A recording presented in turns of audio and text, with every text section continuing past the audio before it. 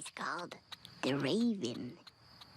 Once upon a midnight dreary, while I pondered weak and weary over many a quaint and curious volume of forgotten lore, while I nodded, nearly napping, suddenly came a tapping, as of someone gently rapping at my chamber door. Bartleby and the Raven, Parallels of the Irrational. Although Herman Melville's Bartleby the Scrivener, A Story of Wall Street, has been likened to the work of Edgar Allan Poe, especially The Raven, no one has yet extended this extremely suggestive comparison. Despite what would seem to be an obvious opportunity, no one has tried to elaborate the similarity between tale and poem into a new reading of the story, the object of the present essay. It is our contention that there is sufficient similarity in mood, content, method, and structure to reward a systematic comparison of the two. Such an examination will show no direct line of derivation, but it will enrich our understanding of both, and in particular of the puzzling Bartleby, a work which seems no more destined to lend itself to a limited number of interpretations than does Hamlet. A study of the parallels in Melville's tale and Poe's poem might begin with noting that both are narrated by scholars, or at least men of books. The narrator of The Raven has grown weak and weary, pondering his many a quaint and curious volume of forgotten lore. Further, he has a bust in his study, as Poe wrote later, the bust of Pallas being chosen first, as most in keeping with the scholarship of the lover. Bartleby's employer, the lawyer, is apparently something less of a scholar, but as a master in chancery also had to do with the more scholarly and sedentary aspects of his profession. From the cool tranquillity of a snug retreat, he went about his stated business as a drawer-up of recondite documents, a business which obviously involved research and which, in the nature of the law, must often have required the scholarly use of other documents even more recondite. More significantly similar are the incidents involving busts. Following the relatively abrupt appearance of both title characters, Bartleby at a door, the Raven at a window, the Raven takes his ironic perch on a bust of the all-wise Athena. There, this black bird, actually knowing nothing, repeats the nevermore to which his questioner imputes such tragic prescience, while Pallas, pale symbol of a wisdom which supposedly knows all, can only remain silent. Bartleby assumes his similarly ironic position at the point in the tale when, in answer to his employer's question, "But what reasonable objection can you have to speak to me?" he silently fixes his gaze on a bust of the eloquent Cicero, father of Roman oratory. The word reasonable is an important key to one's understanding of the story, as well as to a further parallel between the two works. The core of Bartleby's unreasonableness, the focus of his irrationality, is, of course, his repeated statement, "I would prefer not to." Although his refusals to cooperate with the story's narrator vary somewhat in form, they constitute a refrain of continuing and growing irrationality. His final speech, a model of lucidity on the surface, "I would prefer not to dine today, it would disagree with me, I am unused to dinners," is actually, to the Western mind at least, the absolute limit of unreasonable behavior expressed in terms of a terrible logicality. He wills his own death by starvation. The Raven, too, repeats his negative refrain endlessly and with no semblance of reason. We are, in fact, led to believe that this is all it can do. The word nevermore is its only stock and store. Structurally, the parallelism of question, or request, and answer between narrator and protagonist is the dominant characteristic of both works.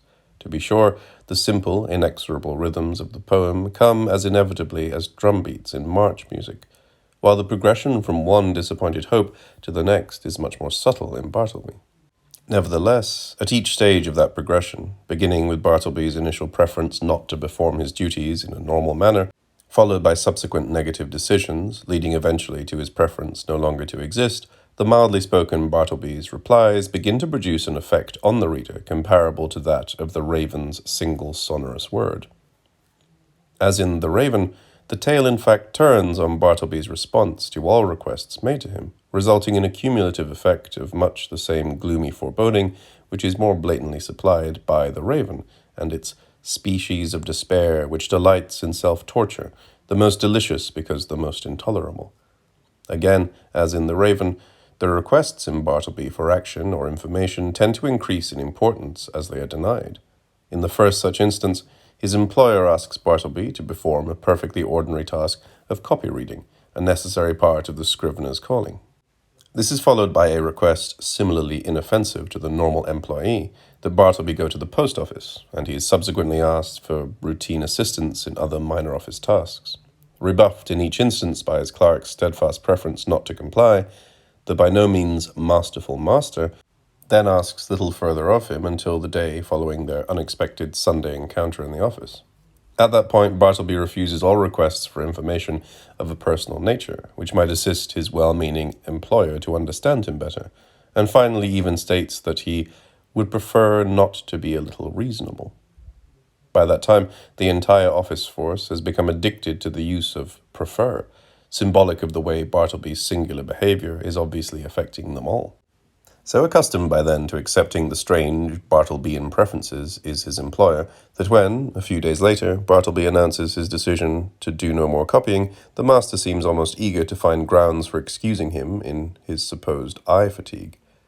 Later, when the attorney's assumption that Bartleby will accept his generous payment and leave is confounded by the clerk's single-minded preference to do no such thing, the central focus of the story's action is once again found in the request and negative response. Despite his subsequent abandoning of both the premises and the persistent Bartleby who is occupying them, the lawyer is called back by the desperation of the next tenant to occupy them.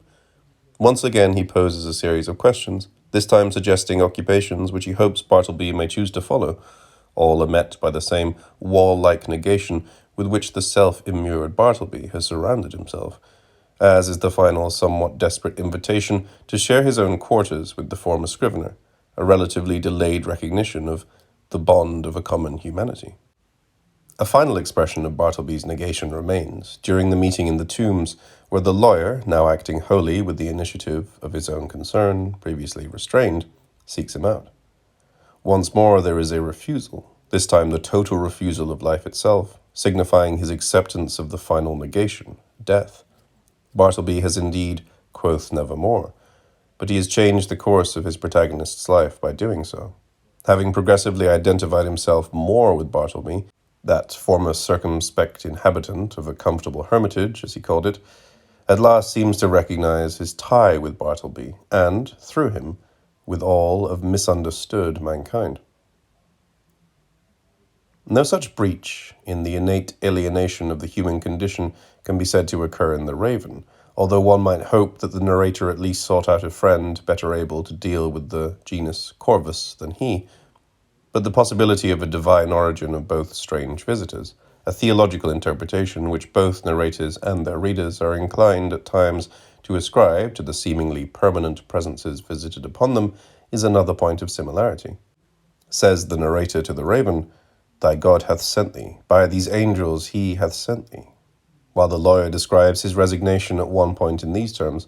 "Gradually I slid into the persuasion that these troubles of mine, touching the scrivener, had been predestined from eternity, and Bartleby was billeted upon me for some mysterious purpose of an all-wise providence." The development of mood of The Raven, which Poe said he intended to range from the fantastic at its beginning, approaching as nearly to the ludicrous as was admissible, to a later tone of the most profound seriousness, is the same pattern which is followed by Bartleby. While the tale overall is one of melancholy, there are comic elements present which approach the ludicrous, especially in the beginning, as in the description of Turkey and Nippers.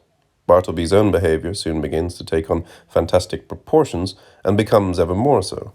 But as it does, the mood gradually becomes one of most profound seriousness, which, despite the comic touch of the grub man, rather fantastically named Mr. Cutlets in Melville's original version, increases proportionately with Bartleby's growing negation of the world. Both tale and poem share in the characteristic which Poe referred to as a close circumscription of space, an effect he described as having the force of a frame for a picture. The Raven takes place almost entirely within a lamplit chamber, while Bartleby plays out the remainder of his life largely within the confining walls of an office, itself confined by walls of other offices, which at the end he finally exchanges for the walls of the appropriately named tombs en route to his grave. Such confinement, as Poe stated, does indeed have the effect of intensification, and has provided the basis of at least one critic's interpretation of Bartleby. Finally, both the lawyer and the bereaved lover clearly have a penchant for self-torture, more apparent in the line of questioning followed by the lover in The Raven, who makes each succeeding answer echo still more of his sorrow. The master in Chancery's questionings, like his actions, also reveal a strange reluctance truly to be rid of his torturer. For one versed in the law, any employee who should refuse to work or to quit the premises would pose, on the surface at least, a relatively simple problem, and one easy to redress. That the lawyer did not call a constable seems to indicate that the clerk had already come to mean more to him than preserving the lack of involvement in life enjoyed by his former, eminently safe self. In reading Bartleby with, as it were, an eye on the raven over the door, the climax of the poem and the final preference of the scrivener create much the same effect of providing the reader with a moral. The poem's closing lines, "And my soul from out that shadow that lies floating on the floor shall be lifted nevermore," bear out their author's contention that he had made his raven emblematical of mournful and never-ending remembrance. By his revelation that Bartleby's prior life may have included the futility of work in a dead-letter office, and with his final equation of this singularly useless man's life with all of humanity, Melville too has transformed the pale clerk into something emblematical of all our lives, and has thereby given his readers cause for his mournful remembrance. In both works, reason has been somehow deepened by the tensions of its encounters with unreason, while we, like the narrators of both poem and tale, are unable fully to comprehend the irrational symbols by which we are confronted, and find them incapable of manipulation in the ways of our conscious wills, still we are profoundly affected by learning of their existence, and moved by our lack of a viable means of rational approach. Both narrators, like their readers, have been forced to accept evidence of a mysterious motivation seemingly beyond anything in their previous knowledge or experience, and both in the future must forever bear poignant memories by which they have been enlightened concerning that aspect of human condition, powerless as it is to change many things. Their reconciliation with the symbols of irrationality is more than resignation. It results in an awareness of the humanity they share with all men, and thus is their, and the reader's, alienation diminished by having known something of the puzzling behavior of both scrivener and bird. Bartleby is indeed a poish tale, as its first reviewer found it, and some important aspects of its poishness are to be found in its parallels with The Raven, rather than with Poe's tales. In addition to the similarities of mood, method, structure, and literary devices we have outlined, are the major parallels of theme, whereby both scholarly narrators find their lives forever changed by experiencing forms of the irrational, which serve somehow to develop their involvement in humanity. In these ways does the concentrated gloom of Poe's best-known work help illuminate Melville's wild, weird tale.